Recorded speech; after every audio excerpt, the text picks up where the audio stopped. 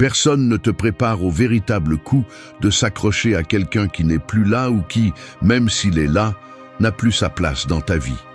L'accepter est brutal.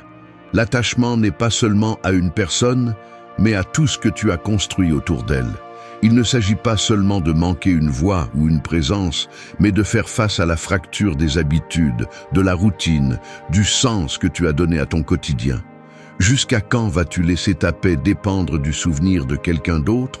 Le stoïcisme ne te demande pas de devenir froid, ni de nier ta douleur. Il exige une honnêteté radicale, la discipline de regarder en face ce qui est inconfortable, et la détermination de lâcher prise sur ce que tu ne peux plus contrôler. La souffrance se nourrit d'interprétations, pas de faits. Notre erreur est de croire que l'attachement est de l'amour, alors qu'en réalité, c'est une addiction à la signification que nous avons donnée à une histoire qui n'existe plus. Récupérer le contrôle nécessite une décision, pas de la résignation. Il ne suffit pas de se distraire ou d'ignorer le vide. Il faut identifier ce qui l'alimente, démonter les mécanismes mentaux qui le perpétuent et reconstruire son identité loin de toute dépendance émotionnelle. Chaque jour que tu retardes le détachement, tu sacrifies ton autonomie. Je ne te le dis pas pour te mettre mal à l'aise, mais pour te rappeler, personne ne va te sauver de ce cycle, sauf toi. Si tu cherches le respect de soi, commence par ne pas le mendier là où il n'y a plus de réciprocité. Lâcher prise est une discipline, pas une renonciation. Si tu veux cesser d'être l'otage de tes émotions, c'est le premier véritable pas à faire. 1. Distingue entre personne et attente personnelle. La vérité est la suivante. Ce qui te lie le plus n'est pas la personne, mais les attentes que tu as fabriquées à son sujet. Que cela te fasse mal ou non, la majeure partie de la souffrance que tu ressens en essayant de laisser quelqu'un derrière toi n'est pas due à ce qu'il ou elle était, mais à ce que tu croyais qu'il ou elle pourrait être. Il est confortable de blâmer l'autre pour toute la douleur, mais c'est une échappatoire facile. Le véritable attachement naît du film mental que tu as projeté encore et encore, celui que tu as monté à ta façon, ignorant les signaux et façonnant une personne réelle pour qu'elle s'inscrive dans ton scénario. Maintenant, quand il est temps de lâcher prise, tu réalises que tu ne perds pas seulement quelqu'un. Ce qui te terrifie le plus de perdre, ce sont les idées, les projets et les futurs imaginés. C'est le piège. Accroche-toi à un mensonge et tu souffriras chaque fois que la réalité te le détruira. Arrête d'idéaliser. Ose voir l'autre personne telle qu'elle est, pas comme tu veux qu'elle soit, ni comme tu as besoin qu'elle soit pour ne pas te sentir vide. C'est la fracture la plus difficile à accepter. Ta douleur est proportionnelle au poids de tes propres attentes, pas à la valeur réelle de l'autre. Le stoïcisme le dit clairement, la douleur est ce qui se passe. La souffrance est ce que tu interprètes. Demande-toi sérieusement, quelle partie de ton attachement est pour la personne et quelle partie est pour ce que tu espérais qu'elle remplisse en toi. Si tu n'as pas le courage de te répondre sans auto-illusion, tu vas rester bloqué dans le même cycle encore et encore. Le détachement commence le jour où tu sépares avec une brutalité honnête les faits de tes fantasmes. Ne continue pas à renforcer une dette émotionnelle qui ne sera jamais remboursée. S'accrocher à des attentes non réalisées, c'est comme investir dans un compte qui ne génère que des pertes. Chaque jour que tu passes à penser à ce que cela aurait dû être est un autre jour où tu perds le contrôle sur toi-même. Le détachement, du point de vue stoïque, n'est pas devenir de pierre ni cesser de ressentir, mais cesser de se mentir. C'est cesser d'exiger à la réalité qu'elle respecte tes scénarios internes. Vas-tu continuer à nier que tu as toi-même alimenté ce monstre d'attente? Si tu veux vraiment la paix intérieure, tu dois l'éradiquer à la racine. Ne te cache pas derrière le déguisement du « c'est qu'il ou elle m'a fait du mal », car dans la plupart des cas, ce qui te détruit le plus, c'est le fossé entre tes désirs et la réalité. Il est temps d'y faire face. Tant que tu continues à mélanger la personne réelle avec la version idéalisée que tu as inventée, il n'y a pas de sortie possible. Tu dois démonter cette construction mentale, brique par brique, Observe les mécanismes que tu utilises pour justifier ton attachement. Chaque excuse est une fuite d'énergie. Chaque auto-illusion est un fardeau supplémentaire que tu choisis de porter. Le premier pas pour laisser aller est de séparer au scalpel la personne des attentes. Tu ne dois pas fidélité à une illusion, tu dois loyauté à ta propre clarté. Chaque fois que tu revives ce qui aurait pu être, tu t'enchaînes un peu plus. Ne te détruis pas en t'accrochant à une image qui n'existe que dans ta tête. Choisis de voir les choses telles qu'elles sont, pas comme cela t'arrange pour te sentir moins seul. C'est ainsi que tu reprends le contrôle, démasque tes attentes, accepte-les comme les tiennes et laisse-les partir. Ne blâme pas l'autre pour ne pas avoir rempli ce que tu as seulement imaginé. La paix arrive lorsque tu cesses de négocier avec l'impossible. La liberté commence là où se terminent tes illusions. 2. Réinterprète la signification de ta souffrance. Tu te réveilles un matin comme un autre et la première chose que tu fais est de regarder ton téléphone. Voilà, encore une fois, cette photo, ce vieux message, cet élan presque automatique de chercher des signes là où il n'y a plus rien. Le café a le même goût, le monde continue sa marche, mais tu répètes mentalement encore et encore la même scène, comme si revivre la douleur était la seule façon de ne pas te sentir perdu. Et pourtant, rien ne change. Tu te demandes, même si tu ne le dis pas à voix haute, pourquoi ce malaise ne s'en va-t-il pas? La réponse n'est pas à l'extérieur, ni dans l'absence de l'autre, ni dans la routine qui semble maintenant vide. La souffrance a des racines plus profondes et la clé réside dans la façon dont tu l'interprètes, pas dans ce qui t'arrive. L'attachement affecte la façon dont tu construis du sens. Tu as transformé la douleur en une sorte d'identité provisoire. Tu l'utilises comme justification, comme refuge ou comme rappel que quelque chose d'important est parti. Au fond, il y a un piège mental. Tu as tendance à interpréter la souffrance comme un signe que tu as perdu quelque chose d'irremplaçable, comme si ton bien-être dépendait de ce qui n'est plus là. Mais le stoïcisme t'oblige à regarder au-delà de la surface. La douleur est inévitable, mais la souffrance est négociable. C'est ici que tu dois faire le travail difficile de réinterpréter ce qui t'arrive. Tu n'es pas la victime d'un destin cruel. Tu es, en grande partie, le narrateur de ta propre histoire. Et la signification que tu donnes à ce qui s'est passé détermine si tu restes piégé ou si tu commences à lâcher prise. Examine honnêtement ce mécanisme. Quand tu penses à l'autre personne, tu ne te souviens pas seulement des faits, mais tu les filtres à travers tes croyances. Cela n'aurait pas dû se terminer ainsi. Je méritais plus. Si j'avais fait telle chose, je ne serais pas seul. Ces pensées sont la colle qui maintient la souffrance en vie. L'esprit fabrique des histoires pour donner un sens à la perte, mais souvent ces histoires n'augmentent que le poids que tu portes. Si chaque fois que tu ressens un malaise, tu le traduis en un drame personnel, tu te condamnes à vivre enchaîné à une douleur qui pourrait se transformer en autre chose. Voici la ligne emblématique. La souffrance est le sens que tu choisis de cultiver. La pratique stoïque ne te demande pas de réprimer ce que tu ressens, mais d'observer l'interprétation que tu construis sur chaque émotion. Ce n'est pas la même chose de dire « cela me fait mal » que « cela me détruit ». Ce n'est pas identique d'affirmer « cela ne devrait pas m'arriver » que d'accepter « cela fait partie de mon chemin ». Plus tu prends rapidement conscience de la différence, plus tu pourras commencer à lâcher prise rapidement. La souffrance, quand tu ne la remets pas en question, devient une habitude mentale qui contamine chaque nouvelle pensée. Chaque fois que tu répètes l'histoire du « pourquoi moi ?», tu renforces la croyance que tu as besoin de ce lien pour te sentir complet.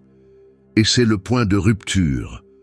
Tant que tu ne changes pas le sens que tu donnes à ce que tu as perdu, aucune technique de détachement ne fonctionnera. Observe ce qui se passe en toi lorsque la douleur apparaît.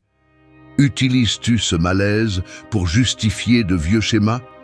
En fais-tu une excuse pour éviter d'avancer? Il y a un moment où tu dois décider si tu vas continuer à alimenter la narration de la souffrance ou si tu vas commencer à te demander ce que tu peux apprendre de cette fracture. La réinterprétation n'est pas de nier ce qui s'est passé, c'est de changer de focus, de la perte à la croissance, de la nostalgie à la compréhension de soi. La douleur te montre où se trouvent tes attachements les plus profonds, mais la souffrance ne sert que si tu l'utilises comme un miroir, pas comme une condamnation. Deuxième ligne emblématique, choisis d'être apprenant, pas prisonnier de ton histoire. Dans ce processus, le pouvoir est entre tes mains. Tu peux rester à tourner en rond sur ce qui te manque, ou tu peux utiliser chaque douleur comme un rappel que tu as la capacité de redéfinir ton expérience. Ce n'est pas facile, ni rapide, mais plus tôt tu transformeras le sens de ta souffrance. Plus vite, tu retrouveras la liberté intérieure que tu croyais perdue. 3. Identifie les habitudes qui alimentent l'attachement.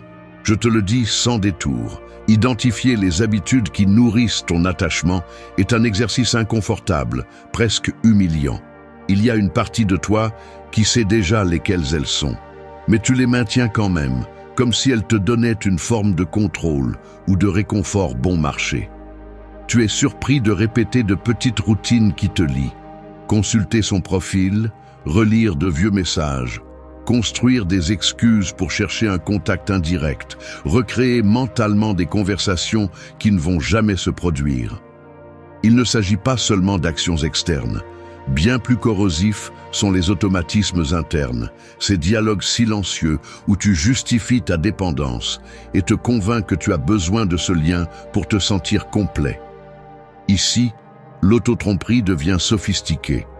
Tu te dis que tu veux juste savoir s'il va bien, que ce n'est pas si grave, que c'est ainsi que fonctionne le deuil, et sans t'en rendre compte, chaque micro-décision renforce l'ancienne toile d'attachement. L'habitude est un investissement émotionnel. Chaque fois que tu cèdes à l'impulsion, tu donnes plus de force au conditionnement et tu laisses ton bien-être dépendre de facteurs que tu ne contrôles pas. Si tu le décomposes de l'intérieur, l'attachement est un circuit répétitif. Stimulus, réponse, soulagement temporaire, culpabilité ou vide. Et on recommence. Le problème n'est pas de ressentir de la nostalgie ou de la tristesse, mais ce que tu fais avec cette émotion lorsqu'elle apparaît. L'esprit recherche la gratification immédiate de revenir à ce qui est connu, même si cela implique de sacrifier ton autonomie et ta dignité émotionnelle. Le véritable défi est de reconnaître combien de tes habitudes quotidiennes sont conçues pour éviter la douleur de l'absence, et combien ne sont que des habitudes apprises qui ne te servent plus. La sincérité brutale commence lorsque tu acceptes qu'il y a des gestes, des routines et même des mots que tu répètes par inertie, non par besoin réel. À ce stade, ta tâche est de t'auditer, observer chaque réaction automatique et te demander si elle te rapproche de la liberté ou t'enferme davantage. Beaucoup d'habitudes d'attachement ne sont pas évidentes. Certaines prennent la forme de rituels apparemment innocents. Écouter la même chanson, passer par les mêmes endroits, garder des objets qui n'ont de sens que pour l'autre personne. Mais le plus insidieux se trouve sur le plan mental. Planifier des scénarios hypothétiques, maintenir vivantes des conversations internes, imaginer des retrouvailles ou des fins alternatives. Chacune de ces habitudes, si petite soit-elle, est une brique de plus dans la structure de l'attachement. Il est inconfortable de l'admettre, car cela implique de démonter non seulement des souvenirs, mais aussi des mécanismes de survie psychique. Mais si tu ne les identifies pas, tu resteras condamné à répéter le même cycle en espérant des résultats différents. Phrase emblématique, tu ne peux pas guérir tant que tu répètes les mêmes fuites d'énergie. Du point de vue stoïque, l'habitude est un entraînement du caractère. Chaque fois que tu choisis de ne pas nourrir l'attachement, lorsque tu décides de ne pas chercher d'informations, de ne pas tomber dans de vieux schémas, de ne pas recréer le passé, tu renforces ton muscle interne de contrôle de soi. Il ne s'agit pas de froideur, mais de discipline stratégique. Il s'agit de créer de nouvelles voies d'action qui remplacent les anciennes compulsions. Si tu reconnais que tes habitudes sont la matière première de ta souffrance, tu as entre tes mains le pouvoir de les redessiner. Fais-le avec rigueur. Observe l'impulsion. Nomme-la. Interromps le cycle et dirige ton attention vers autre chose, même si au début cela semble artificiel. La clé est dans la constance. Chaque petit changement est une victoire contre la dépendance. Phrase emblématique, tes habitudes décident si tu avances ou si tu t'enchaînes. Ce qui est inconfortable, c'est que personne d'autre ne le fera pour toi. Le stoïcisme ne promet pas une sortie facile, mais une sortie réelle. Identifie et démonte tes habitudes d'attachement si tu aspires vraiment à la liberté. 4. Récupère ton espace mental et émotionnel. Pense à ton esprit comme une maison envahie, chaque pièce saturée de cartons qui ne t'appartiennent pas, des objets étrangers empilés dans les coins, des meubles qui ne te représentent plus, occupant l'espace où tu pouvais autrefois te déplacer librement. Tout est imprégné de traces, de marques, qui ne s'en vont pas même en ouvrant la fenêtre. C'est ainsi que se présente ton espace mental et émotionnel, lorsque tu laisses le souvenir de quelqu'un d'autre l'occuper entièrement, érodant peu à peu ton sentiment d'appartenance à toi-même.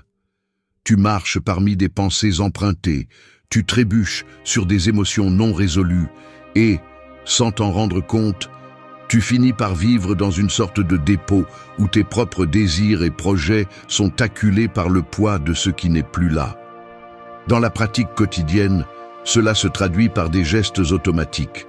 Tu te surprends à revisiter des lieux que vous partagiez, à toucher, sans le vouloir, la même chanson, à répéter des mots ou des expressions qui t'ont marqué un jour.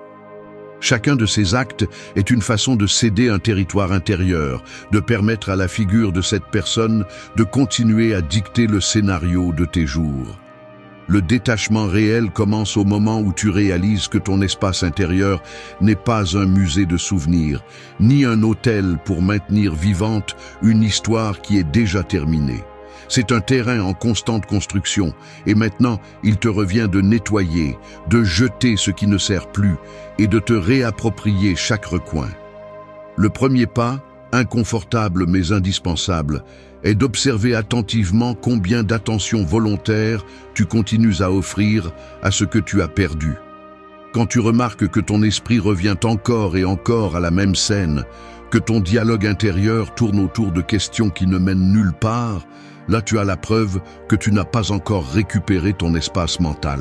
Le stoïcisme te demande du rigueur. Chaque pensée est un investissement.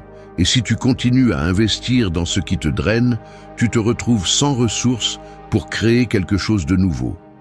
Il ne s'agit pas de forcer l'oubli, mais de décider, acte après acte, à quoi tu donnes la priorité dans ta conscience. Ligne iconique. Ton attention est ton bien le plus précieux. Ne la donne pas à la nostalgie. Il existe une discipline spécifique pour récupérer l'espace émotionnel. Cela signifie cesser de justifier des impulsions réactives, arrêter de chercher des raisons pour maintenir vivante la connexion et commencer à rediriger ton énergie vers ce qui compte vraiment. Il ne s'agit pas de bloquer les sentiments, mais de leur assigner une place. Ce qui a été a déjà rempli sa fonction. Chaque fois que tu interromps le cycle de revivre la même chose, même si ce n'est que pour quelques secondes, tu ouvres une porte à la possibilité de quelque chose de différent. Cela se remarque concrètement. Tu cesses de chercher des signes dans le quotidien. Tu arrêtes de recréer des conversations imaginaires. Tu ne nourris plus le drame intérieur. À la place, tu commences à te reconnecter avec des activités, des personnes et des projets qui te sont propres, même si au début, ils te semblent étrangers ou peu satisfaisants. Le détachement est inconfortable car il t'oblige à rester seul avec ce que tu es, sans le refuge de ce que tu as rêvé avec l'autre. Récupérer ton espace mental et émotionnel est un acte de respect de soi. C'est réorganiser les priorités, nettoyer les recoins de ta maison intérieure et reprendre le centre après avoir cédé la place à quelqu'un d'autre pendant longtemps. Cela ne se fait pas en un jour, mais chaque micro-décision compte. Éteindre le pilote automatique, détecter l'impulsion et choisir consciemment où tu veux investir ton énergie. Ligne iconique, récupérer ton espace, c'est récupérer ton pouvoir. La liberté n'est pas l'absence de souvenirs, c'est la pleine présence de toi-même dans ta propre vie. En fin de compte, le détachement n'est pas un vide, mais un espace récupéré pour grandir et recommencer à choisir. 5. Maîtrisez votre réaction face aux souvenirs et aux émotions. Vous ne devez pas de loyauté à vos émotions, vous devez de la discipline à votre réaction. C'est aussi simple que cela. Vous pouvez continuer à justifier chaque secousse intérieure comme si c'était un ordre sacré, mais le prix est élevé. Chaque fois que vous vous laissez entraîner par un souvenir, vous réaffirmez que vous êtes esclave de ce que vous ressentez, pas le maître. Il ne s'agit pas de nier l'émotion, ni de faire semblant que cela ne fait pas mal. Il s'agit de cesser d'utiliser chaque vague de mélancolie comme excuse pour rester attaché. Vous voulez avancer, mais vous vous permettez le luxe de réagir comme toujours, de vous recroqueviller devant chaque déclencheur, de céder le contrôle à un message, à une odeur, à une chanson. La vérité inconfortable est que tant que vous continuez à réagir de manière automatique, vous restez enchaîné par votre propre permission. Personne ne vous oblige à revenir mentalement au même endroit, sauf votre tolérance à la faiblesse. Ce que vous ne maîtrisez pas dans votre réaction, cela va vous dominer. Le stoïcisme est clair à ce sujet. Ce qui compte, ce n'est pas le premier élan, mais ce que vous faites juste après. L'émotion n'est pas le problème. Le problème est de nourrir la réaction sans filtre, sans pause, sans aucun questionnement. Allez-vous vraiment laisser un souvenir dicter l'humeur de votre journée ? Chaque fois que vous permettez à une émotion de vous entraînez votre esprit à la soumission, pas à la liberté. Le muscle de l'autonomie ne se construit pas en fuyant la douleur, ni en niant ce que vous ressentez, mais en choisissant de répondre avec clarté, sans drame, ni excuse. La réaction est l'espace où se joue votre pouvoir. C'est là que vous décidez si vous vous racontez les mêmes histoires que d'habitude ou si vous introduisez une interruption, même si elle est inconfortable, même si elle semble insuffisante au début. Vous n'êtes pas une feuille au vent. Vous êtes la personne qui décide si elle laisse l'émotion conduire ou si elle prend le volant. Soyez brutalement honnête. Souvent, vous utilisez la réactivité comme prétexte pour ne pas faire le vrai travail. Il est plus facile de dire « je ne peux pas m'en empêcher » que d'admettre que vous ne voulez pas lâcher le petit plaisir amer de vous vautrer dans ce que vous connaissez. Mais chaque réponse automatique est une micro-trahison à votre propre dignité. Si chaque fois que la nostalgie apparaît, vous courez chercher du réconfort dans le passé, vous ne faites que confirmer que votre bien-être dépend de facteurs que vous ne contrôlez pas. Là se trouve la fracture. Le détachement ne se construit pas seulement avec de belles phrases, mais avec la discipline d'interrompre le cycle chaque fois que l'émotion frappe. Il ne s'agit pas de réprimer, il s'agit d'observer avec froideur, de nommer l'élan et de décider si vous allez agir depuis la blessure ou depuis la clarté. Le processus est simple, mais ce n'est pas confortable. Lorsque l'émotion monte, faites une courte pause, nommez-la, reconnaissez l'élan, et ne faites rien pendant quelques secondes. C'est la fissure où vous insérez la liberté. Vous choisissez de ne pas répéter ce que votre désir automatique exige. Vous changez le focus, vous dirigez l'attention vers autre chose, même si l'inconfort vous crie de l'intérieur. Chaque fois que vous tenez sans réagir de la même manière, vous gagnez un pouce de terrain sur l'attachement. La plupart ne le fait pas parce qu'elle confond authenticité avec obéissance aveugle aux sentiments. Mais le caractère ne se mesure pas à ce que vous ressentez, mais à ce que vous choisissez de faire malgré ce que vous ressentez. Ligne emblématique. Votre réaction est votre frontière. C'est là que se sépare celui qui reste prisonnier de celui qui commence à être libre. Ne cherchez pas de réconfort dans l'autocompassion, ni ne vous vendez le mensonge que c'est comme ça que vous êtes. C'est ainsi que vous vous êtes entraîné à être, mais vous pouvez vous réentraîner.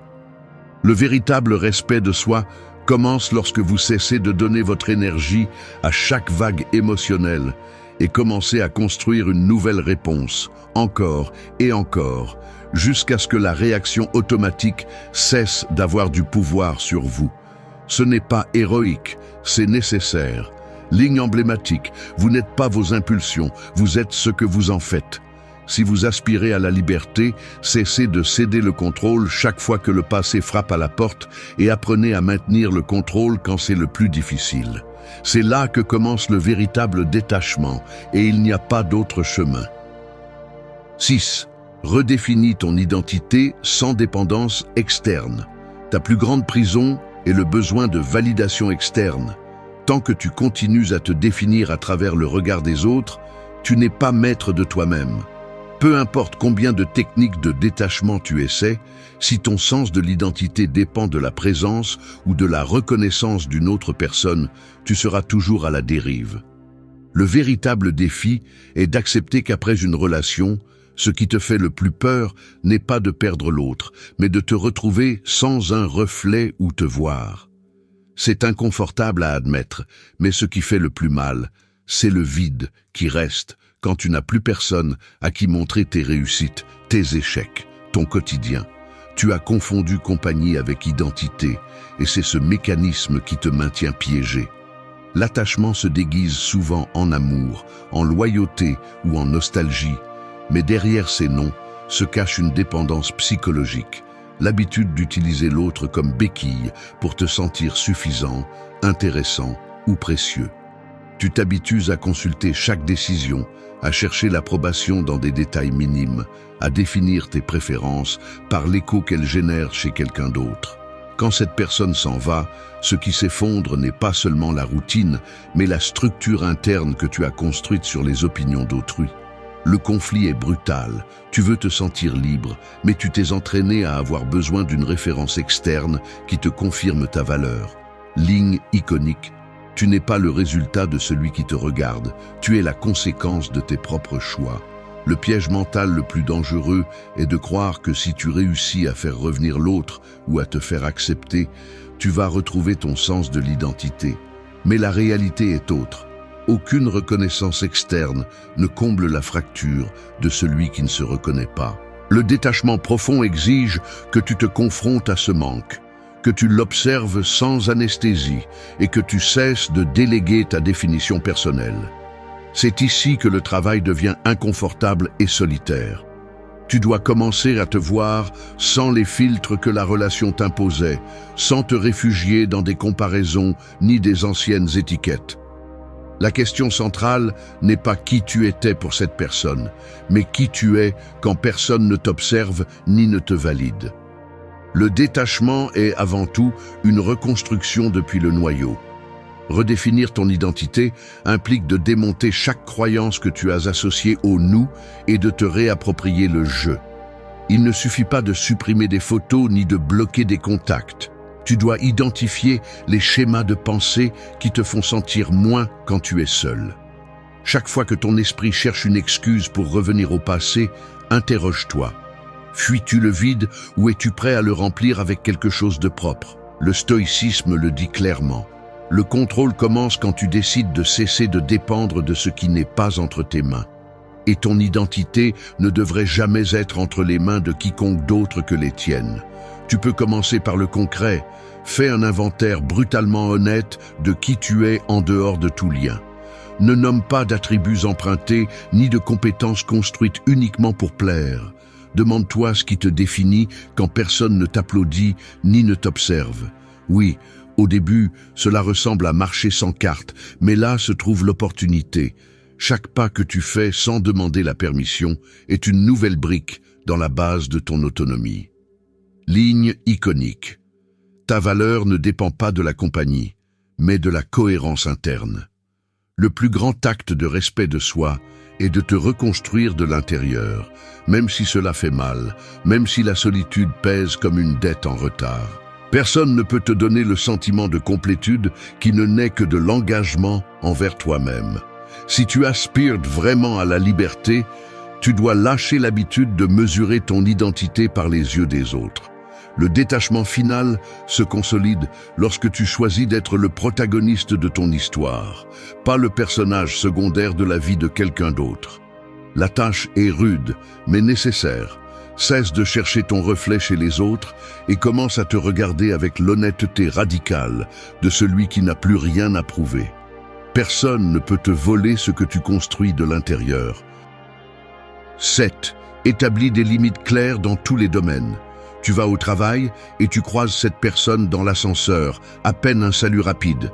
Mais à l'intérieur, ta tête commence déjà à faire le tour. si tu dois répondre ou non aux messages, si tu dois regarder ou non ces histoires, si tu dois accepter cette invitation qui arrive par rebond. Ce sont de petits détails, presque automatiques, mais chacun de ces gestes définit l'espace que tu permets à cette personne de continuer à occuper dans ta vie. Voilà comment cela fonctionne dans la pratique. Les limites ne s'annoncent pas, elles se construisent avec chaque décision quotidienne. Si tu ne les marques pas clairement, l'autre personne et ce qu'elle représente envahit ton temps, tes pensées, ton énergie.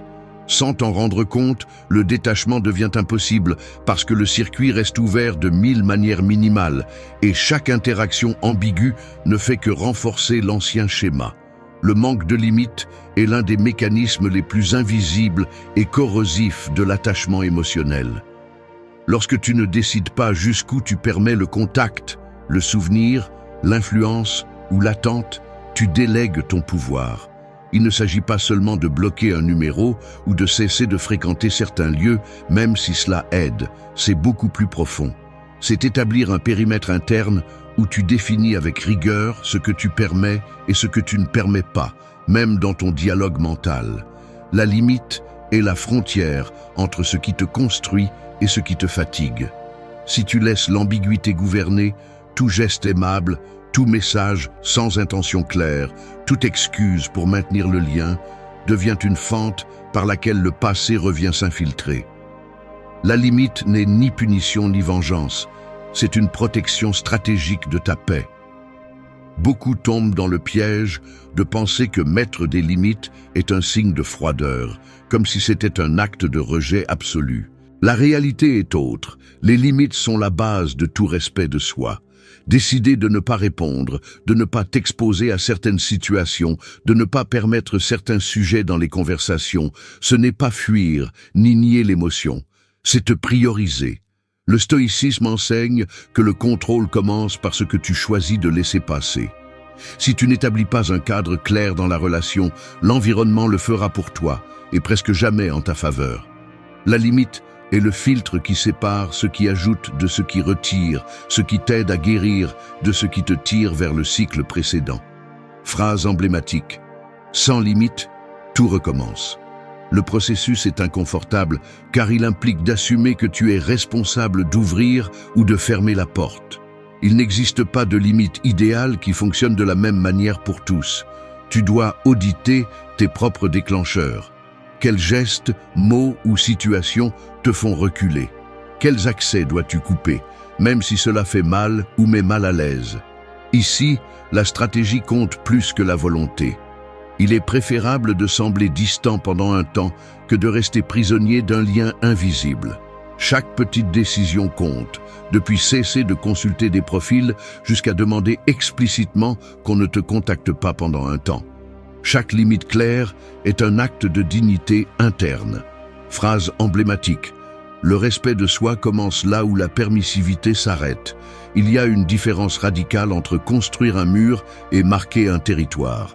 Le détachement mature n'est pas de s'isoler du monde, ni de diaboliser l'autre personne, mais de décider avec conscience et discipline quel espace tu lui assignes dans ta vie. Il ne s'agit pas de contrôler l'autre, mais de prendre en charge tes réactions et ton environnement. Sans limite, tout progrès est temporaire. Avec des limites, la paix devient durable. Le vrai travail consiste à les maintenir quand c'est le plus difficile, quand la tentation de revenir est plus forte que l'inconfort de garder ses distances. Au final, les limites ne sont pas seulement là pour te protéger de l'autre, mais pour te rappeler que tu ne veux plus vivre selon de vieux scénarios. 8. Choisis le respect de soi comme chemin quotidien. Aujourd'hui, je l'admets sans filtre. Parfois, je me lève, je me regarde dans le miroir, et la première chose que je remarque est une sorte de fatigue intérieure. Une fatigue qui ne vient pas du corps, mais de toute l'énergie que j'ai dépensée, sans m'en rendre compte, à essayer de ne pas me perdre dans les yeux de quelqu'un d'autre. Je me surprends à repasser des gestes, à revoir des mots qui n'ont plus de destinataire, ressentant ce tiraillement inconfortable de vouloir me justifier face à une absence. Il y a des jours où même le café a un goût différent parce que l'esprit s'acharne à associer cette saveur à un autre rituel partagé. Et c'est là que je me rends compte, avec un mélange de honte et de clarté, j'ai laissé mon respect de soi devenir une monnaie d'échange pour acheter des miettes de validation. Le conflit est brutal, car il se ressent dans la peau, dans la façon dont tu changes ta posture quand tu sais que tu pourrais croiser cette personne, dans la manière dont tu serres les mâchoires pour ne pas laisser sortir ce que tu voudrais vraiment dire. Ce n'est pas une théorie abstraite, c'est la réalité de chaque geste qui révèle combien tu te valorises ou combien tu te vends pour ne pas vouloir déranger. La scène se répète dans les détails les plus minimes. Tu réponds au message rapidement, tu ajustes ton ton pour ne pas sembler trop distant ni trop désespéré, tu choisis tes vêtements en pensant à l'opinion qu'ils pourraient susciter. Chaque micro-décision est un rappel que le respect de soi n'est pas un grand discours, mais une somme d'actions inconfortables que personne ne voit. C'est attendre les transports en commun et ressentir l'envie de vérifier ton téléphone juste pour voir s'il y a un message, même si tu sais que tu ne devrais pas. C'est rester silencieux dans une conversation pour éviter les conflits, avalant tes propres opinions pour ne pas perdre le peu d'espace que tu crois avoir dans la vie de quelqu'un. C'est l'usure silencieuse, l'accumulation de petits renoncements qui, ensemble, finissent par éroder la dignité intérieure. Personne ne t'oblige à céder du terrain, mais tu le fais quand même, convaincu qu'ainsi tu souffres moins, même si en réalité tu ne fais que retarder le moment d'affronter le vide. Le respect de soi n'est pas quelque chose qui se décrète à haute voix, il se construit chaque fois que tu choisis d'agir en cohérence avec ce que tu sais que tu mérites, même si cela signifie supporter la solitude ou le silence inconfortable. Il ne s'agit pas de s'imposer aux autres, ni de devenir rigide, mais de cesser de te trahir dans les petites choses. C'est répondre quand tu veux vraiment, pas par peur de perdre le lien. C'est maintenir tes limites même si ta voix tremble. C'est te permettre de ressentir la douleur sans l'utiliser comme excuse pour te rabaisser. La discipline du respect de soi est la plus rude, car personne ne se soucie de savoir si tu la respectes ou non. Seul toi paie le prix de l'ignorer. Ligne emblématique. La dignité se mesure dans les détails quotidiens, pas dans les discours. Il y a une image qui ne me lâche pas. Le poids de chaque décision que tu prends pour plaire, pour éviter le conflit, pour retenir ce qui n'est déjà plus là. L'accumulation se ressent comme un fardeau invisible qui te fait marcher plus lentement, te prive d'air, te vole ta spontanéité. Rompre avec ce schéma implique d'accepter l'inconfort de ne pas être compris, de ne pas plaire tout le temps, de ne pas recevoir le message attendu. Et c'est là que commence le véritable détachement. Non pas quand tu parviens à oublier, mais quand tu choisis de te respecter, même si cela te laisse seul sur le quai. Le respect de soi est un muscle qui se renforce avec chaque geste inconfortable, avec chaque non qui te fait plus mal à toi qu'à l'autre, avec chaque fois que tu choisis ta clarté plutôt que l'acceptation des autres. La pratique stoïque le résume sans fioriture. Tu n'as de contrôle que sur tes propres actions, et chaque fois que tu cèdes à la pression de plaire, tu délègues ce contrôle. Il n'existe pas de paix intérieure pour celui qui se trahit dans le quotidien. Ligne emblématique. Personne ne va te donner le respect que tu ne te donnes pas toi-même. La liberté que tu cherches se construit dans le silence de tes décisions privées, dans l'honnêteté brutale d'agir selon tes principes, même si personne n'applaudit. Choisir le respect de soi est inconfortable, mais c'est le seul chemin qui ne t'abandonne pas quand le reste s'en va. Dans la vie réelle, le respect ne se demande pas, il s'impose par des actes, pas par des discours. Il y a des personnes qui poussent les limites des autres juste pour voir jusqu'où elles peuvent aller. Si jamais tu as ressenti comment quelqu'un franchit cette ligne invisible et que tu restes paralysé, te justifiant ou cherchant à adoucir le coup, tu sais exactement de quoi je parle. Le problème n'est pas seulement ce que l'autre fait, mais ce que tu permets par ta réaction. Chaque fois que tu expliques trop, que tu te justifies face à un manque de respect, tu remets le contrôle de la situation entre les mains de l'autre et le message est clair. Ta dignité est en jeu. Tu ne peux pas négocier ta valeur. À ce moment-là, la seule chose qui sépare ton bien-être de la manipulation des autres est ta capacité à tracer une limite froide et définitive. Je n'accepte pas qu'on me parle ainsi. Cette phrase, prononcée sans trembler et suivie du silence, pèse plus que n'importe quel argument.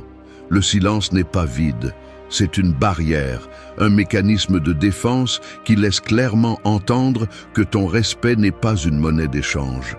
La plupart des gens ne supportent pas le poids de ce silence, car il dénude leur stratégie et leur renvoie le miroir de leur propre comportement. Ici, il ne s'agit pas de plaire, ni de prouver que tu as raison. Il s'agit de protéger ton énergie comme si c'était une ressource limitée. Ainsi, chaque fois que tu choisis le silence plutôt que la réaction, tu entraînes ton caractère et enseignes, sans mots, comment on doit te traiter. Défendre ta paix n'est pas de l'arrogance, c'est de la discipline. Personne n'a un accès illimité à ta dignité. 1. Fixez la limite sans vous justifier. Si vous ne fixez pas la limite, tout le monde pense qu'il peut la pousser autant qu'il le souhaite. C'est aussi simple que cela. Les gens ne respectent pas ce que vous ne protégez pas. Et si vous attendez que le respect soit automatique, vous vivez dans une fantaisie enfantine. Arrêtez de chercher des raisons pour vous justifier devant ceux qui vous méprisent. Chaque fois que vous essayez d'expliquer pourquoi vous méritez du respect, vous vous rabaissez, vous vous abandonnez et vous leur donnez la clé pour franchir cette ligne encore et encore. Le respect de soi ne se négocie ni ne se discute. Il s'impose par des faits, pas par des discours doux ni des supplications déguisées en arguments. Vous n'avez pas à convaincre qui que ce soit de votre valeur. Pourquoi continuez-vous à agir comme si votre dignité était une question ouverte au débat?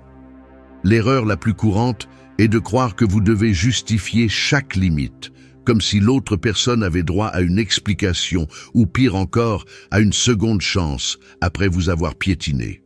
Non. Une phrase suffit, ferme et contenue. Je n'accepte pas qu'on me parle ainsi. Vous la dites une seule fois, sans tremblement dans la voix, sans fioriture et surtout sans ajouter d'excuses ni de longues histoires qui affaiblissent votre position.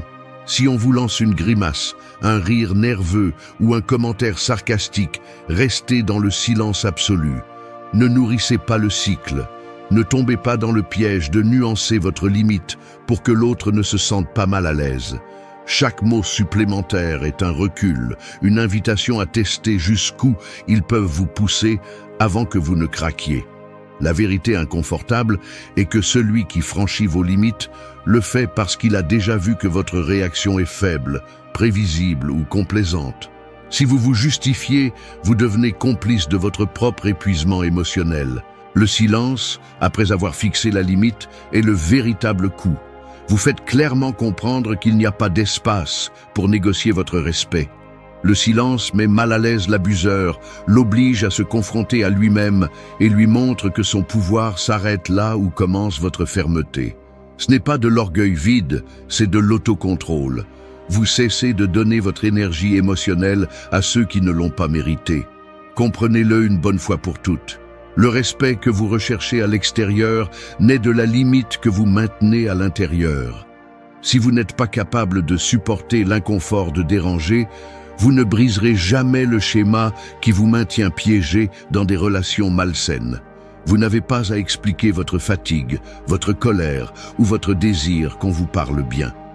Celui qui ne le comprend pas en une seule phrase ne le comprendra pas même si vous lui écrivez un essai. C'est ainsi que l'on entraîne le muscle de la dignité. C'est ainsi que l'on coupe l'accès à votre paix intérieure. La limite ne se supplie pas, elle s'établit. N'expliquez pas votre respect, faites-le ressentir. 2. Parle clairement, puis garde le silence.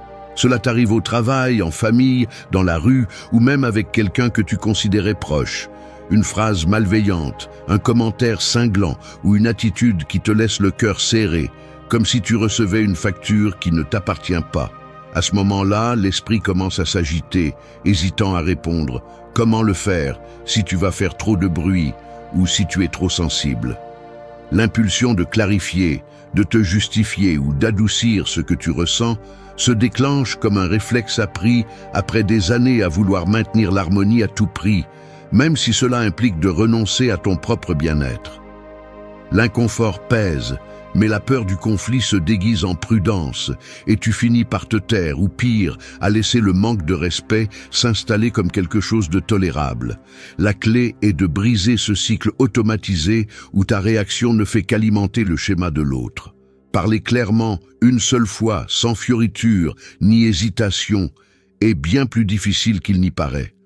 Non seulement par peur de la réaction de l'autre, mais aussi à cause de la bataille intérieure. Cette partie de toi qui veut éviter l'inconfort à tout prix, même si le prix est ta propre dignité. Dire « je n'accepte pas que tu me parles ainsi » n'est pas seulement une phrase, c'est une déclaration que la négociation est terminée. C'est là que commence le véritable défi, résister à la tentation de continuer à parler, de t'expliquer, de chercher à ce que l'autre comprenne ou accepte ta limite.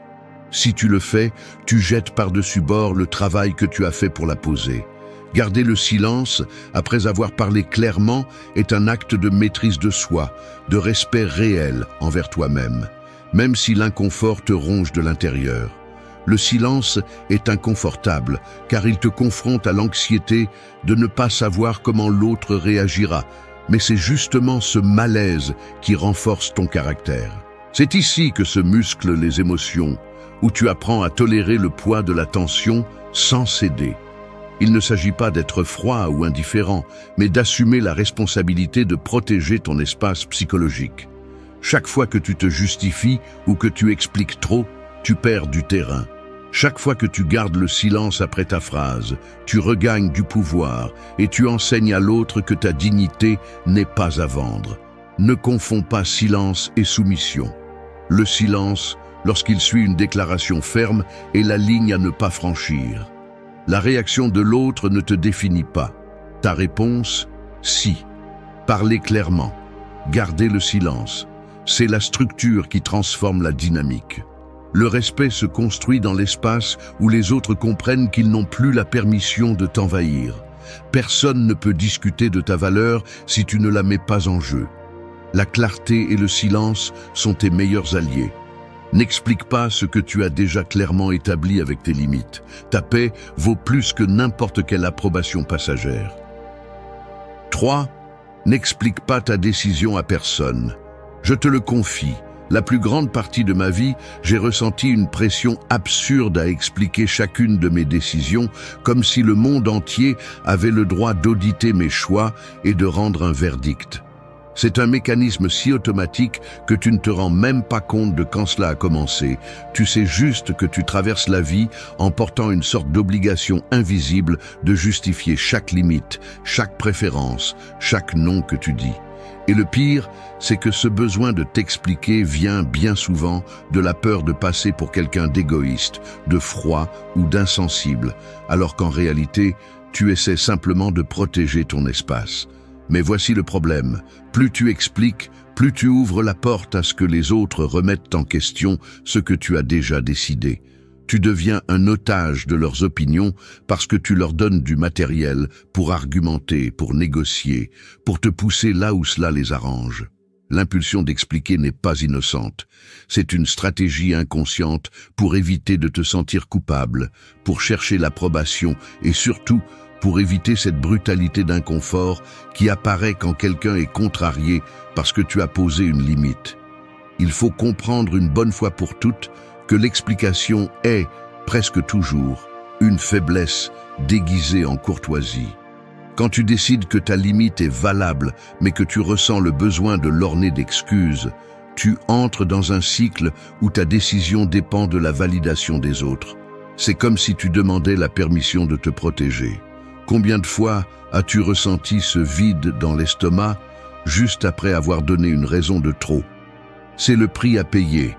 Chaque explication inutile est une fracture dans ton caractère, un signe que tu es encore attaché au désir d'être compris plutôt que respecté. Ici entre en jeu l'analyse froide. Si ta décision est cohérente avec tes valeurs, elle n'a pas besoin d'être expliquée. Celui qui exige des raisons derrière une limite claire ne cherche généralement pas de compréhension. Il cherche une faille pour affaiblir ta position.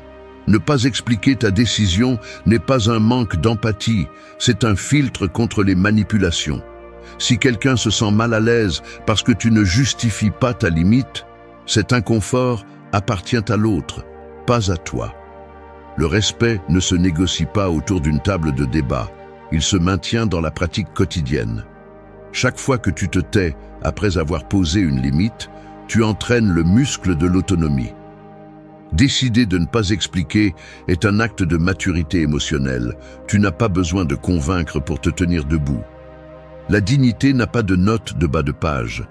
C'est la ligne emblématique. Ta décision ne nécessite ni permission, ni applaudissement. La seule explication dont tu as besoin est celle que tu te donnes à toi-même, et cela suffit. La véritable liberté émotionnelle commence quand tu cesses de justifier ce que tu as déjà décidé de protéger. 4. Le silence renforce ta position. Une porte en acier se ferme d'un seul mouvement, net et définitif. Pas besoin de grincer ni de craquer. Il suffit de ce bruit sourd et l'image est claire. Celui qui est dehors n'entre plus et celui qui est dedans décide de l'accès. C'est ainsi que fonctionne le silence lorsque tu marques ta limite. Ce n'est pas un vide inconfortable, c'est une barrière physique, palpable, qui coupe la conversation à la racine et laisse flotter le message. Jusqu'ici. Observe la scène. Après ta phrase brève et ferme, l'air devient dense, les gestes se figent, les mains se déplacent à la recherche de justification dans l'air. Mais tu maintiens le regard fixe, le corps droit, la bouche fermée avec une détermination qui se ressent dans les épaules tendues et la mâchoire serrée. Le silence n'est pas passivité, c'est une présence active. C'est la décision, visible dans chaque muscle, de ne pas offrir une parole de plus. La réaction de l'autre, en général, est d'essayer de reprendre le contrôle avec des gestes nerveux ou des phrases courtes qui cherchent à ouvrir une fissure dans ta fermeté. Il se peut qu'il élève la voix, s'agite, cherche ton regard en espérant une explication, une porte entrebâillée pour se glisser à nouveau dans ton espace. Mais il ne la trouve pas. Le silence pèse comme une dalle, et dans ce poids, l'autre commence à sentir la véritable portée de ta limite. Rien n'est plus inconfortable pour celui qui est habitué à pousser que de se heurter à un mur qui ne répond pas. Celui qui abuse, celui qui manipule, dépend de ta réaction. Lorsque le silence s'installe, la tension se déplace sur ses épaules, pas sur les tiennes. Le pouvoir change de main sans que tu aies à t'efforcer de crier, de discuter ou de convaincre. C'est ici que beaucoup de gens échouent. Ils se sentent responsables d'alléger l'inconfort, de remplir l'espace avec des explications ou des phrases conciliantes. Mais chaque fois que tu cèdes et parles, tu perds du terrain. Le silence est ta déclaration la plus percutante. Il n'y a pas d'argument qui le surpasse, ni de justification qui l'affaiblisse. Celui qui ne répond pas commande. C'est la loi non écrite des dynamiques humaines. Parfois, l'absence de réponse est le message le plus clair. L'autre apprend qu'il ne peut plus négocier avec toi, que ta dignité n'est pas en jeu et que son opinion n'a pas d'accès direct à ta paix intérieure. Dans la vie réelle, cela se traduit par des gestes concrets. Tu ne baisses pas les yeux, tu ne te recroquevilles pas, tu ne bouges pas de ta place. Tu respires profondément et tu laisses le silence faire son travail. Tu peux remarquer comment l'autre personne s'inquiète, se tortille, cherche une réaction et ne l'obtient pas. C'est à ce moment-là que ta position se renforce, non pas par ce que tu dis, mais par ce que tu refuses de dire. Le silence est un mur invisible. Seul celui qui a appris à soutenir cette tension sait combien c'est difficile et libérateur. Ne pas répondre, c'est aussi répondre. C'est la formule. Si tu veux que tes limites soient respectées, apprends à laisser le silence parler pour toi. 5. Ne réagis pas aux provocations vides. Tout ce qui t'est lancé ne mérite pas de réponse. C'est aussi brutal que ça. La règle que personne ne veut accepter. La plupart réagissent par réflexe, comme si chaque provocation était une obligation, comme si tu étais attaché à une corde invisible que l'autre peut tirer quand il le veut. Te rends-tu compte de la facilité avec laquelle il te manipule quand tu entres dans ce jeu? Chaque fois que tu sautes devant une provocation vide, tu remets le contrôle de tes émotions entre leurs mains et tu te rabais au niveau de celui qui cherche à te faire perdre ton calme. C'est le piège. Ils te tentent avec des phrases conçues pour te mettre hors de toi, pour que tu te justifies, pour que tu montres de la faiblesse et que tu commences à danser au rythme de leurs insécurités. Ils le font parce qu'ils savent que, si tu réagis, ils ont déjà gagné. Tu n'as pas besoin d'entrer dans chaque discussion ni de prouver que tu as raison devant ceux qui ne méritent même pas ton explication. Celui qui cherche à te provoquer ne veut pas de dialogue, il veut du spectacle. Ne lui donne pas le plaisir de te voir perdre le contrôle. La réaction automatique est l'ennemi. Celui qui te provoque veut te voir exploser, il veut t'entraîner à son niveau et voir comment tu t'épuises. Si tu tombes dans le piège, tu lui confirmes qu'il a du pouvoir sur toi. C'est ici que le muscle de la tempérance s'entraîne vraiment. Ne réagis pas. Laisse les mots passer comme un vent froid. Qu'ils s'épuisent seuls en attendant une réponse qui ne viendra jamais. S'ils exigent que tu répondes, s'ils t'accusent d'être distant, indifférent ou faible pour ne pas combattre leur bataille, souris intérieurement. Seul celui qui n'a pas de contrôle sur lui-même a besoin de combattre chaque provocation. Celui qui réagit perd. C'est la sentence. Si tu cherches le respect, tu ne le trouveras pas dans l'arène de celui qui te provoque, mais dans la solidité de celui qui n'a pas besoin de se défendre contre des attaques vides. Ne confonds pas le silence avec la lâcheté. C'est la réponse mature face à des jeux d'enfants. Celui qui veut te provoquer ne mérite ni ton énergie, ni ton temps. Si tu réponds, tu t'enlises dans la boue. Si tu te tais, tu montres que son opinion ne pèse même pas un gramme dans ta balance. Le respect de soi se voit dans la capacité à choisir ses batailles, non dans l'urgence de prouver quelque chose à celui qui ne le mérite pas. Tu n'es pas une marionnette des émotions des autres. Si tu n'apprends pas à laisser passer la provocation, tu vivras tourmenté par l'opinion et le poison de ceux qui cherchent seulement à t'entraîner vers leur propre vide. La provocation est un hameçon, ne mords pas. Choisis ta paix avant ton ego. La réaction est un luxe que tu ne peux te permettre que lorsqu'elle est vraiment nécessaire. Le reste est un épuisement inutile. Celui qui ne réagit pas commande. 6. Protège ton énergie de la manipulation.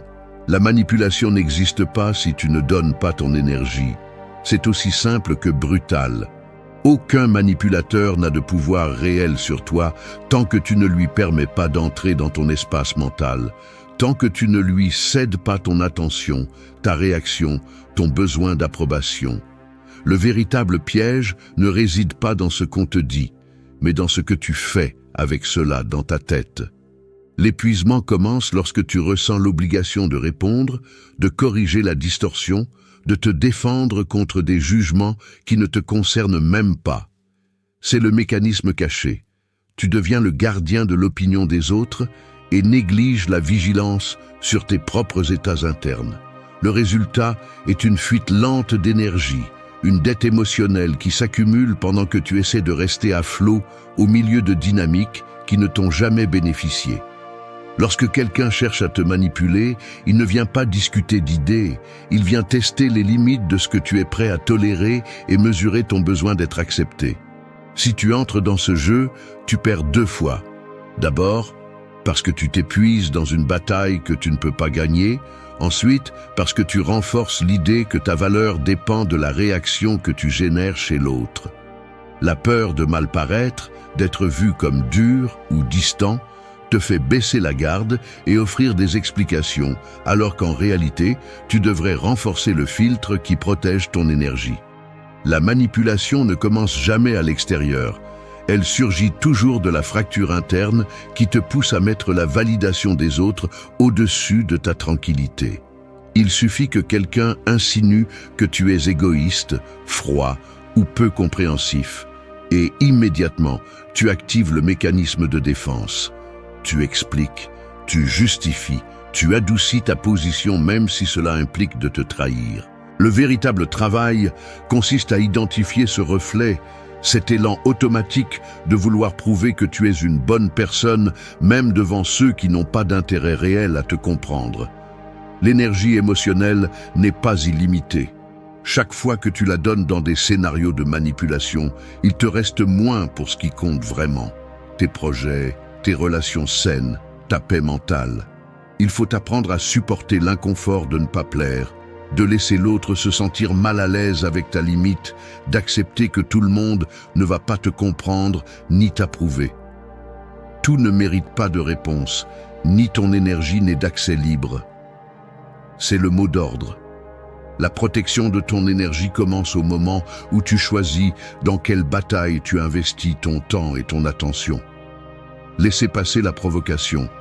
Ne pas te laisser entraîner par le chantage émotionnel et rester ferme dans ta décision, même si on t'accuse d'être insensible, est un signe de maturité et non de froideur. L'autocontrôle s'entraîne chaque fois que tu priorises ton bien-être sur la compulsion d'expliquer ou de convaincre. Si tu veux que tes limites soient respectées, tu dois commencer par respecter toi-même la valeur de ton énergie. Ce n'est pas de l'égoïsme, c'est une responsabilité émotionnelle. Celui qui prend soin de lui envoie le message le plus clair. Mon énergie n'est pas une monnaie d'échange. Protège-toi d'abord. Ensuite, le monde comprend comment te traiter. 7. Le calme désarme le manque de respect. Tu es dans la file d'attente de la banque, un matin comme les autres, et quelqu'un derrière toi élève la voix de manière inutile, lançant un commentaire sarcastique sur la lenteur du service, s'adressant à toi comme si tu étais responsable du rythme du monde. L'inconfort est presque physique.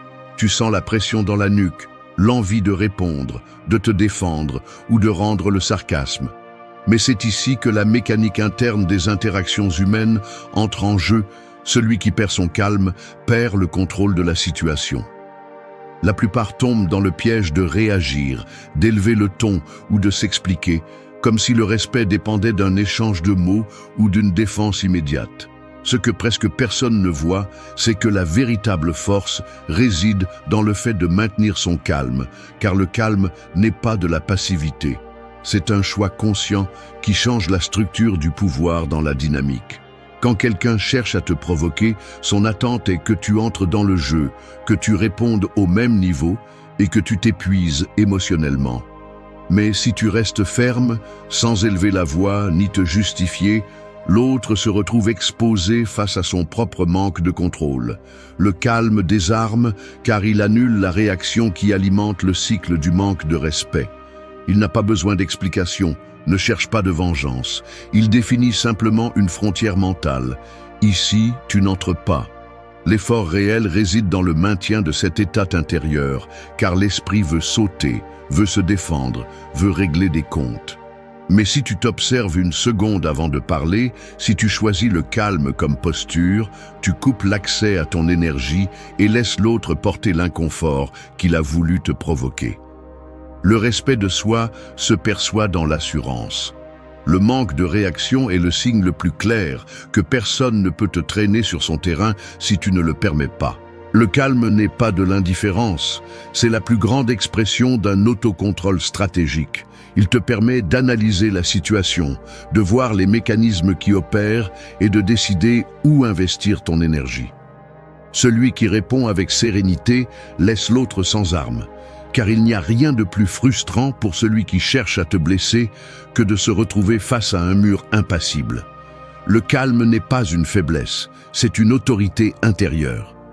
Ici se voit le véritable entraînement émotionnel. Tu ne permets pas qu'on te vole ton centre, tu ne laisses pas l'environnement décider de ta réaction. Le calme, soutenu sous pression, transforme l'interaction. Il rend obsolète la provocation et redirige le poids du moment vers celui qui a tenté de te déstabiliser. Ainsi, tu transformes chaque attaque en un rappel que le contrôle demeure là où tu décides. Le calme désarme l'irrespectueux car il l'affronte à son propre vide et te rend le contrôle de ton énergie. Il n'y a pas de respect sans autocontrôle.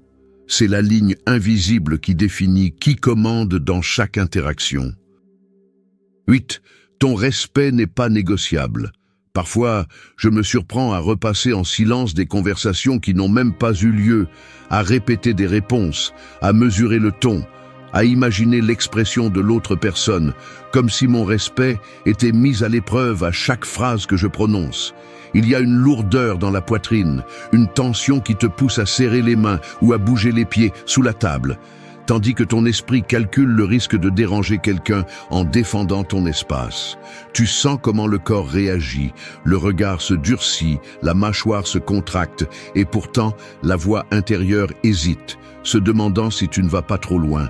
Dans ces secondes, le temps semble s'étirer, et le simple fait de soutenir le regard sans baisser la tête devient un petit défi physique. Il y a une sorte de poids invisible, comme si chaque limite que tu poses coûtait de l'énergie vitale. Mais tu sais que céder serait encore plus coûteux. C'est ainsi que dans la réalité, on ressent le moment où tu décides que ton respect n'est pas négociable. Dans la vie quotidienne, cela se traduit par des gestes simples mais chargés d'intention. Une réunion de travail où quelqu'un essaie de minimiser tes idées avec une blague blessante, le silence qui s'installe après ta phrase ferme, les regards échangés et le léger tremblement dans les mains de celui qui s'attendait à te voir reculer. Ces secondes sont décisives. La tentation d'adoucir ta position, de rire pour alléger l'atmosphère ou d'ajouter une explication frappe fort. Mais tu tiens bon. Tu sens comment l'énergie change de place. L'autre, habitué à ce que tu cèdes, se retrouve maintenant face à un mur qu'il n'attendait pas. L'atmosphère se refroidit, les mots flottent dans l'air sans trouver où atterrir. C'est le coup exact de ne pas négocier ton respect, soutenir l'inconfort, résister à l'envie de le remplir d'excuses et laisser la limite devenir un fait concret. Celui qui n'a jamais entraîné ce muscle confond fermeté et dureté. Mais la réalité est que protéger ton respect ne te rend pas cruel, cela te rend clair. Chaque fois que tu choisis de ne pas négocier, le corps apprend, l'esprit se renforce et ta présence devient plus solide. Il ne s'agit pas de hausser la voix ni de s'imposer par la force. Il suffit de maintenir la phrase et le silence, même si les battements de cœur résonnent dans les oreilles. Voici la scène. Un échange de regards, une posture droite, l'air lourd d'une décision qui ne s'explique ni ne se discute. Le respect ne se mendie jamais. C'est un filtre. Ceux qui le comprennent restent, ceux qui ne le comprennent pas s'auto-excluent. Quand ta limite est inébranlable, le message est simple. Tu en es là, et il n'y a pas d'invitation à franchir. Apprendre à supporter le poids de cette décision est ce qui, peu à peu, te libère du besoin de plaire ou de convaincre. Celui qui ne négocie pas son respect ne perd jamais. C'est ici que se joue ton autonomie réelle. 9. Enseigne aux autres comment te traiter. La façon dont tu permets qu'on te parle, qu'on te regarde, qu'on te traite est comme un manuel d'instruction que tu remets, même si tu ne t'en rends pas compte, depuis le premier geste jusqu'au dernier mot.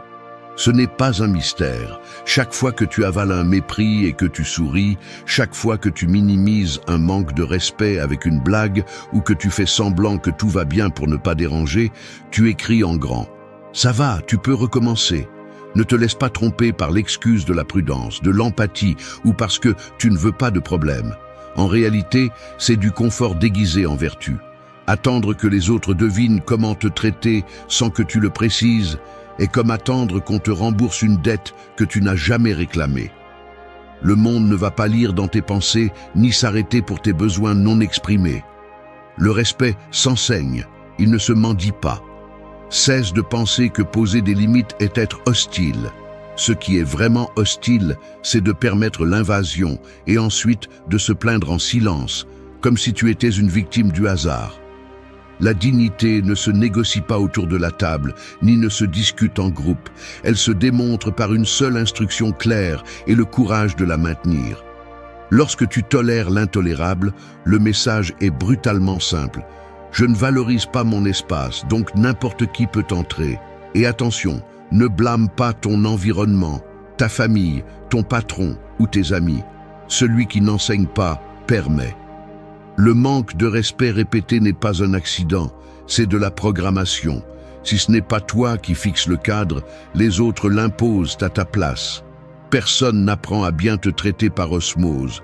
Tu dois le laisser clair ou accepter les conséquences. Le traitement que tu reçois est celui que tu enseignes à tolérer. Si cela ne te plaît pas, change-le. Ne cherche pas d'excuses dans la culture, dans les coutumes ou dans les histoires qu'on t'a racontées sur le fait de ne pas faire de vagues. Cesse de cacher ta peur de confronter sous le déguisement de la courtoisie. Chaque fois que tu cèdes, que tu minimises un manque de respect, que tu justifies des comportements d'autrui pour éviter une conversation inconfortable, tu t'entraînes à être ignoré. Et ensuite, tu te demandes pourquoi personne ne te prend au sérieux, pourquoi tes limites sont du papier mouillé. Personne ne respectera ce que tu piétines toi-même. C'est aussi simple que cela. Tu n'es pas une victime, tu es le maître de ce que tu permets. Si tu n'enseignes pas par des faits comment tu veux être traité, tu te condamnes à être spectateur de ta propre vie. Enseigner comment tu veux être traité n'est pas de l'arrogance, c'est une survie émotionnelle. Tu n'as pas besoin de crier ni d'imposer la peur. Il te suffit de laisser l'instruction sur la table et de ne pas la déplacer, même si l'inconfort pèse. Le respect n'est ni automatique ni immédiat. Il s'entraîne, se renforce et surtout se défend. Si tu ne supportes pas la tension de poser des limites, prépare-toi à porter le poids de l'insatisfaction et du ressentiment. La limite que tu n'enseignes pas finit par dévorer ton énergie et ta paix. Le respect s'éduque à coups de clarté, pas de résignation. Décide si tu continues à attendre des miracles ou si, une fois pour toutes, tu prends le contrôle et enseignes aux autres comment te traiter. 10. Défends ta paix avant tout. Ta paix n'est pas à vendre, ni à tempérament, ni en promotion spéciale. C'est la vérité qu'il est difficile de soutenir dans un monde qui exige, à chaque pas, que tu t'expliques, que tu cèdes, que tu fasses preuve de flexibilité même si cela te laisse sans air. Le véritable conflit n'est pas à l'extérieur. Il vit dans la tension interne entre ce besoin de plaire et la nécessité vitale de te protéger. Chaque fois que tu privilégies l'harmonie extérieure à ton équilibre intérieur, ce que tu fais réellement, c'est hypothéquer ton bien-être pour acheter une acceptation bon marché. L'esprit, entraîné pendant des années à éviter le rejet, fabrique des excuses. Ce n'est pas si grave. Mieux vaut ne pas en faire tout un drame, peut-être que j'exagère. Mais la facture émotionnelle arrive de toute façon, silencieuse et cumulative, te volant énergie et clarté. Défendre ta paix est un acte de rébellion intime. Cela nécessite de reconnaître la racine de l'inconfort que tu ressens lorsque tu te tiens ferme. Ce n'est pas la peur de l'autre, c'est la peur de perdre l'image de bonne personne qui te protège du jugement des autres. Le véritable travail commence lorsque tu cesses de négocier avec toi-même pour plaire aux autres. Combien de fois t'es-tu senti vidé, creux, avec la sensation d'avoir donné trop lors d'une conversation qui ne méritait même pas ton temps? C'est le signal interne que tu ne peux pas ignorer. La paix se défend en silence, pas à grands cris ni avec des explications. Le mécanisme est simple et brutal. Celui qui exige que tu sacrifies ta tranquillité pour maintenir un lien ne pense jamais à ton bien-être, seulement à son confort. Chaque fois que tu te justifies ou ouvres des portes pour que d'autres commentent tes limites, c'est toi qui paies le prix, pas eux. Apprendre à supporter le malaise de décevoir ou d'incommoder est l'entraînement essentiel. La maturité émotionnelle ne se mesure pas par la capacité à t'adapter à l'environnement, mais par la force de maintenir ta frontière interne, même si cela signifie être mal compris. Je préfère incommoder que de me trahir. C'est le mot d'ordre. La paix intérieure est un filtre. Tout ce qui la traverse sans permission est une dette qui ensuite génère des intérêts sous forme d'anxiété, de ressentiment ou d'épuisement. Personne ne va la défendre pour toi. Personne ne va te donner la permission de te prioriser.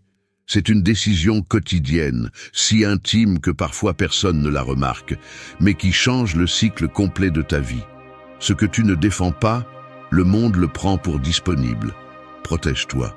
Personne d'autre ne le fera avec la détermination que tu peux entraîner. Merci d'être resté jusqu'à la fin de la vidéo. Si vous avez tout vu, commentez « Je suis stoïcien » comme notre signe secret, indiquant que vous êtes un véritable apprenant du stoïcisme. N'oubliez pas de vous abonner et de liker la vidéo si elle vous a plu. Rendez-vous dans la prochaine vidéo et rappelez-vous, continuez à cultiver votre esprit stoïque.